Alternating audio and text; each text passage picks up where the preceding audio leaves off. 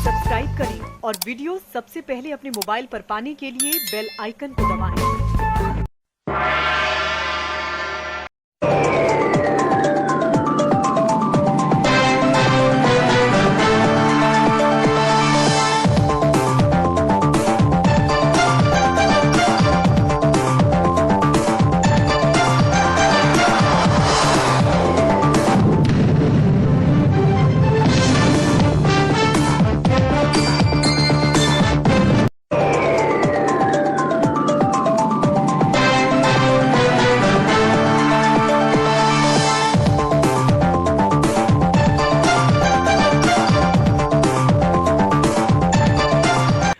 पूरे प्रदेश में पंचायत चुनाव की सरगर्मियां चल रही हैं।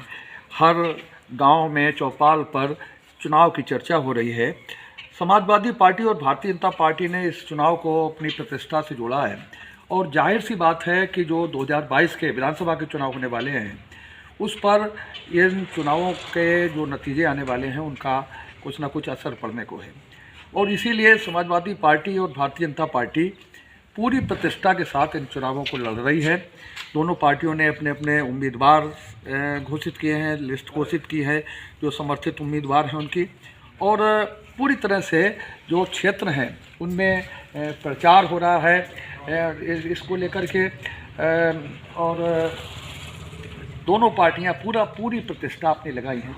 आज हमारे साथ नदीम फारूकी साहब हैं, समाजवादी पार्टी के जिलाध्यक्ष। हम इनसे चुनाव से जुड़े हुए जो विभिन्न मुद्दे हैं, विभिन्न तैयारियां हैं, उन पर बात करेंगे और जानेंगे कि किस तरह से समाजवादी पार्टी जो भारतीय जनता पार्टी है उसका मुकाबला करने के लिए किस तरह से तैयार हो रही है, क्या क्या चीज़ें चल रही हैं, क्या क्या समस्याएं आ रही हैं, क्या क्या चुनौतियां हैं और किस तरह से ये इस पारी को जीतने की तैयारी कर रहे हैं, क्योंकि अभी तक जो जिला पंचायत अध्यक्ष की कुर्सी है उस पर समाजवादी पार्टी का कब्जा है। तो अपनी प्रतिष्ठा बचाए रखना सबसे बड़ी चुनौती होती है। इसलिए सबसे बड़ी चुनौती समाजवादी पार्टी की यही है कि वो कैसे इस प्रतिष्ठापूर्ण जो पद है उसको कैसे बचाए रखें। यहीं शुरुआत करते हैं कि सबसे बड़ी चुनौती चूँकि अध्यक्ष पद अभी तक समाजवादी पार्टी के पास ही है, तो उसे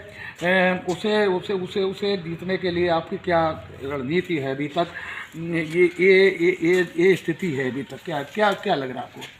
देखिए, पंचायत का चुनाव जो है वो ग्रामीण क्षेत्र से संबंधित है और ग्रामीण क्षेत्र में असल मतदाता देश का ग्रामीण क्षेत्र में निवास करता है, जहाँ मूलभूत सुविधाओं का अभाव होता है, जहाँ समस्याएं जन्म लेती हैं और उन समस्याओं का ही संज्ञान सरकारें लेती हैं। मिनी सरकार है, जिला स्तरीय सरकार है जिला पंचायत, इसलिए जिला पंचायत का भी अपना महत्व है और इस चुनाव का इसीलिए महत्व हो गया है कि ये डायरेक्ट ग्रामीण क्षेत्र की जनता से जुड़ा हुआ चुनाव है। समाजवादी पार्टी सदैव से ग्रामीण क्षेत्र के लोगों की बात करती चली आई है, ग्रामीण प्रदेश की हम लोग हमारा दल है, तो हमने इस चुनाव को हमेशा ही गंभीरता से लिया है। माननीय मुलायम सिंह यादव जी ने हमेशा इस चुनाव में और उसके बाद माननीय अखिलेश यादव जी भी बराबर इस चुनाव को गंभीरता से जीते चले आ रहे हैं। लेकिन जो स्थिति है, जो दूसरी पार्टियां हैं सरकार के विपक्ष में, उनके प्रति जो नज़रिया है सरकार का, कभी आपने 1 महीने पहले 2 महीने पहले धरना प्रदर्शन किए, पहले धरना प्रदर्शन कोई दिक्कत नहीं होती, तो डीएम के दफ्तर पर चल के धरना प्रदर्शन करते थे। आज स्थिति ये है कि आपको घर पे नज़रबंद कर दिया जाता है। तो ये चुनाव में भी वही स्थिति है, आदेश आ गया है कि 200 लोगों से ज़्यादा ना हो। तो आप कैसे अपनी शक्ति का, अपनी बात कैसे रख पाएंगे, कैसे अपनी शक्ति का प्रदर्शन कर पाएंगे जब ये स्थिति है, इतनी कड़ाई है? देखिए, मीडिया का तंत्र इतना मजबूत है, प्रचार का तंत्र इतना मजबूत है कि सरकार की जो मंशा आपने खुद ही व्याख्या की है, ये आम जनमानस भी जान रहा है, निरंतर जान रहा है कि किस तरीके से सरकार अपनी ताकत के दम पर लोकतांत्रिक प्रक्रिया को बंद करना चाहती है, लोकतांत्रिक व्यवस्था को समाप्त कर देना चाहती है। सरकार का एक रूप है भाई, धरना प्रदर्शन आंदोलन, ये एक लोकतांत्रिक व्यवस्था में हमारा एक राइट है, हमारा एक अधिकार है। आप दमनकारी तरीके से किसी की आवाज़ को दबा नहीं सकते हैं। अगर आप सरकार की, पुलिस की लाठी के दम पर या प्रशासन के जोर के दम पर आप विपक्ष के या जनता की किसी आवाज़ को आप रोक रहे हैं, तो निश्चित ही जो उनके विरुद्ध हमारे दिल में विरोध है वो खत्म नहीं होता है, वो वक्ती तौर पर दब जाता है। जिक्र हमने इसलिए किया कि चुनाव में भी सब चीज़ का असर पड़ सकता है। एक आदेश आ गया है कि कोरोना की वजह से सभाएं नहीं होंगी तो 200 लोग होंगे, 300 लोग होंगे, 400 लोग होंगे। तो ये है कि कहीं ना कहीं हम दूसरी तरीके से बात लोगों तक पहुँचाएं, हमारी बात पहुँच रही है। मैंने भी कहा कि मोबाइल भी एक तरीका है, बहुत से इंटरनेट और ये तरीके हैं जिससे ये बात की समाचार पत्र हैं, अब वार्तालाप हो रही है। जो सरकार के खिलाफ जन आक्रोश है वो इस चुनाव में निश्चित निकल कर आएगा। भारतीय जनता पार्टी अपने प्रत्याशियों को घोषित कर रही है, हम भी कर रहे हैं, हमने भी किया है और कर देंगे बाकी जो शेष बचे हुए हैं। तो उसमें हमें विश्वास है कि लोगों को जानकारी है। सरकार ने ताकत के दम पे जो आवाज़ रोकने की कोशिश करा उससे बहुत प्रभाव नहीं पड़ेगा। कोरोना का तो ये अपना प्रयोग, कोरोना का तो इस्तेमाल ये अपने उसके लिए कर रहे हैं, अपनी मीटिंगें कर रहे हैं, विपक्ष कर रहा है तो कोरोना है। ये तो सब लोग समझ रहे हैं भाई, आप हमारी ताकत से हमारी आवाज़ को रोकना चाह रहे हैं, तो वो बात रुकने वाली नहीं है। हुआ है कि सरकार और जो कर रही है, जो अलोकतांत्रिक प्रक्रिया अपना रही है, इसका जवाब जनता इस चुनाव में देगी। चुनाव आयोग की मंशा ठीक लग रही है?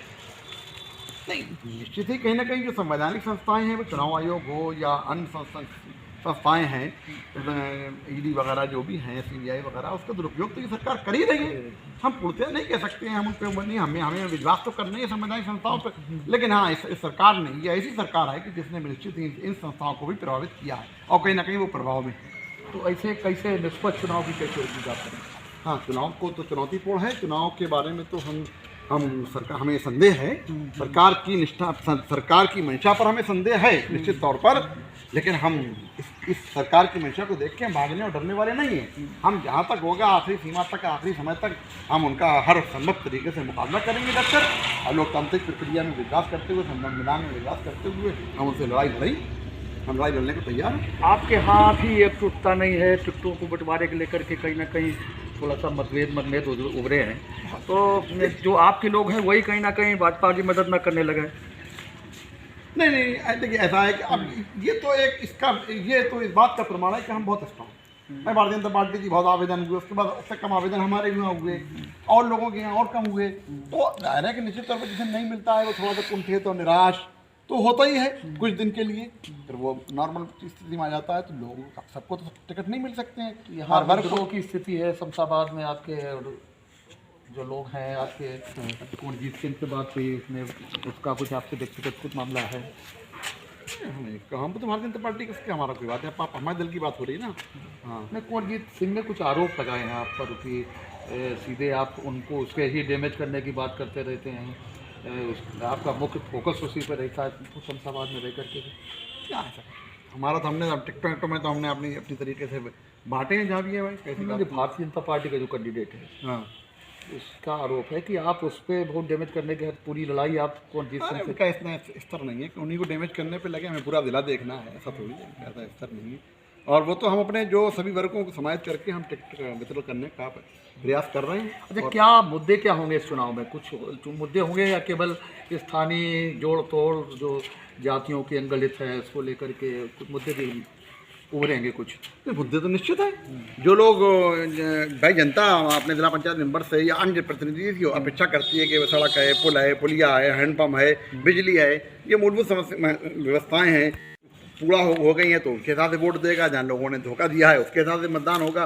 तो निश्चित तौर पर इसका तो प्रभाव है, विकास का तो मुख्य मुद्दा होगा ही, राजकीय और जो दूसरी चीज़ें हैं, लेकिन मुद्दा तो हो गई। और हम यहाँ देखेंगे कि सरकार ने क्या नहीं किया है, कौन सी बात है, वो हमारे प्रत्याशी उन चीज़ों को वहाँ उठाएंगे और हम दमदारी से ये चुनाव लड़ेंगे। हम उसमें चुनाव अभियान समिति बना रहे हैं, चुनाव सेल गठित कर रहे हैं, ब्लॉक स्तर पे हम अपनी पार्टी के लोगों को प्रभारी बनाएंगे, बड़े नेता हमारे प्रचार में जाएंगे। जो पहली लिस्ट आई आपकी, उससे तो लग रहा है कि दल बदलुओं की राजधानी बन गई है समाजवादी पार्टी। केवल दल बदलू हैं, दूसरे पार्टी से आए हैं, अभी 1 महीने पहले 1.5 महीने पहले आए हैं, टिकट मिल गया है, बहुत आसान हो गया टिकट लेना। एग्जाम्पल दीजिए, उदाहरण एग्जाम्पल बताइए ना। अभी वो प्रदीप राजपूत है, आपके पवन गौतम हैं, अभी प्रशिक्षण शिविर के बाद ही आए हैं ना, प्रशिक्षण शिविर वाले ही दिन आए हैं।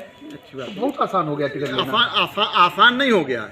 मैं देखिए, हमें हर वर्ग को समायोजित करना है, और कोई योग्य व्यक्ति है और उस क्षेत्र में जनाधार वाला है, तो हमें निश्चित ही उसका सम्मान करना है। और अगर हमें लगा कि वो तो आवेदन मांगे गए, कई लोगों ने आवेदन किए एक क्षेत्र में, और अगर उनको हमें वो परिपक्व लगे तो हम चयन समिति ने उनको चयन किया। जिताऊ है कैंडिडेट वो आपके, या किसी का हक तो नहीं मारा गया उसकी टिकट? नहीं, ऐसी कोई बात सामने तो कहीं आ भी नहीं रही है कि हक मारा गया हो। अधिकांश जगह पर तो कोई हमारे लोग सभी लोग संतुष्ट हैं। और हम अब देखिए कि हमने जो हम पे आरोप लगता था कि यादव और अल्पसंख्यक वर्ग की पार्टी होने का, देखिए 11 की सूची में कितने यादव हैं? नहीं, तो यही स्ट्रेटजी है आपकी कि दूसरी जातियों को जोड़ने का प्रयास, शुरुआत उसकी यहीं से हो गई कि दूसरी जातियां हैं, उन्हें जोड़ने के बाद सांसद आपके पूर्व सांसद मुंडू बाबू बहुत शुरू से कह रहे हैं कि दूसरी जातियों को जोड़िए, आप तब आगे बढ़ पाएंगे। हाँ, ये भी है, इसका हिस्सा है। जो लोग, जो विपक्ष के लोग आरोप लगाते थे, तो वो कहाँ, वो तो ऐसी कोई बात है नहीं। अब 11 में आप देखिए 2 ही यादव हैं, अल्पसंख्यक वर्कर नहीं है कोई, 2 ब्राह्मण हैं, 2 हमारे लोधी राजपूत हैं, एक पाल है, एक ठाकुर हैं, 2 जाटव हैं, एक दिवाकर हैं। तो इस तरीके के वितरण हमारा 11 सीट में हुआ, 9 भी इस तरीके का वितरण। वहाँ के उपाध्यक्ष रहे बाबी, उनकी भाई की पत्नी चली गई दूसरी पार्टी में, तो कहीं ना कहीं है, तो कहीं ना कुछ लोग, कोई हमारे यहाँ से चला गया, कोई दूसरी जगह से हमारे यहाँ आ गया, नाराजगी। और बाबी में नहीं है बहुत। चुनाव हमने अभी व्याख्या की ना कि हमारे सारे वरिष्ठ लोग लगे हैं, एकजुट होकर लगेंगे। चुनाव अभियान समिति गठित होने जा रही है, इस चुनाव में चुनाव अभियान समिति गठित होने जा रही है। जो लोग हर वर्ग के, हमारे जो नेता हमारे दल में हैं, वो जाएंगे, क्षेत्रों में प्रचार करेंगे, ब्लॉक प्रभारी बनेंगे, संगठन के लोग, चुनाव सेल गठित करके कार्यालय में 24 आवर्स काम होगा और हम स्थानीय मुद्दे उठाएंगे। इस तरीके लंबी तैयारी है। हम इस चुनाव को इस तरीके से गति देने वाले हैं। गुटबाजी और ये जो स्थितियाँ हैं उससे कैसे निपटेंगे? अब देखिए, ये तो लोगों की और मीडिया की देन है, गुटबाजी है। टिकट का वितरण हुआ, सभी लोगों की सहमति से हुआ, सभी लोगों की सहमति से होगा। कोई गुटबाजी की बात होती है तो सामने आती है, ऐसी तो कोई बात नहीं है। अगर कोई अपेक्षा रखता है कि हमारे लोगों को मिले, तो हमारे बहुत वरिष्ठ नेता हैं, उनकी सबके लोग होते हैं, उनको सबको अपना जहाँ उचित है वहाँ प्रयास करके उनको समायोजित किया गया है। अच्छा, कुल मिलाकर के आपकी जो अध्यक्ष की सीट है उसे बचाने का पूरा प्रयास है, पूरी रणनीति है उसकी। जिला पंचायत अध्यक्ष की जो कुर्सी है जी जी आपके पास है, समाजवादी पार्टी के पास, उसे बचाने का बचाने का हम पुनः निर्वाचित होंगे, निश्चित है। अभी तक हम थे, हम भाजपा सरकार में हम जीते जिला पंचायत अध्यक्ष के चुनाव, और अब हम पुनः जीतेंगे। हमारे साथ लोग हैं, जनता है, जनता तो तैयार है भाई। आप समाजवादी पार्टी के प्रत्याशियों की तरफ निगाह भरी देख रहे हैं कि आपकी सूची कब आ रही है, ताकि हम उसे वोट कर सकें।